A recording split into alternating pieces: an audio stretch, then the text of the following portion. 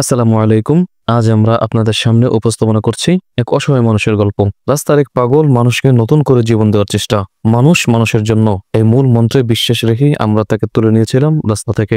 রাস্তার ধুলোবালি, কষ্ট আর অভাবের ভিতর থেকে বছরের পর বছর কাটিয়েছেন তার জীবন। শরীরটা ছিল একেবারে আগোছালো, চুলগুলো এলোমেলো, ময়লা জমে গেছে, শরীর থেকে দুর্গন্ধ বের হচ্ছিল।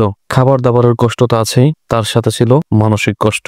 প্রথমে আমরা তার মাথার চুল ছাঁটাই করি। অনেকদিন ধরে চুলে ময়লা জমেছিল। ধীরে ধীরে যত্ন করে তার মাথা পরিষ্কার করা হয়। চুল কাটার পর তার চেহারায় কিছুটা স্বস্তি ফুটে ওঠে, আলহামদুলিল্লাহ। তারপর তাকে তার মস কেটে দেয়। চুল আর দাড়ি সুন্দরভাবে গোছানো হয়। যে চেহারা আগে শুধু কষ্টের ছাপ দেখা যেত, এখন সেখানে ফুটে উঠেছে করে এক নতুন রূপ। আমরা চুল কাটার পর আমরা তাকে নিয়ে যাই গোসল করার জন্য। গোসল করাতে সাবান, শ্যাম্পু দিয়ে পরিষ্কার ভাবে গোসল করানো হয়। অনেক বছর পরে হয়তো এই মানুষটা এমন গোসলের স্বাদ পেলেন। ধীরে ধীরে তার শরীর থেকে ময়লা ধুয়ে যেতে লাগলো। গোসল শেষে তাকে মুছে শুকিয়ে দেওয়া হয়। তারপর তাকে পরিয়ে দেওয়া হয় একদম নতুন জামা আর নতুন পাজামা, একটা নতুন কাপড়, যেন নতুন একটা মর্যাদা এনে দিল তার জীবনে। তার চোখে সেই সময় যে আনন্দ আমরা দেখেছি, তা সত্যি ভাষায় প্রকাশ করার মতো নয়। গোসল আর নতুন কাপড়ের পর তাকে আমরা খাওয়াতে বসাই। ভালো মন্দ খাবার দেওয়া হয়, যা হয়তো দীর্ঘদিন ধরে তিনি খেতে পারেননি। তিনি ধীরে ধীরে খাবার খাচ্ছিলেন, যেন প্রতিটা কণায় অনুভব করছিলেন নতুন জীবনের স্বাদ। প্রিয় দর্শক, কিন্তু এখানে শেষ নয়। তার পায়ে প্রচন্ড ব্যথা ছিল,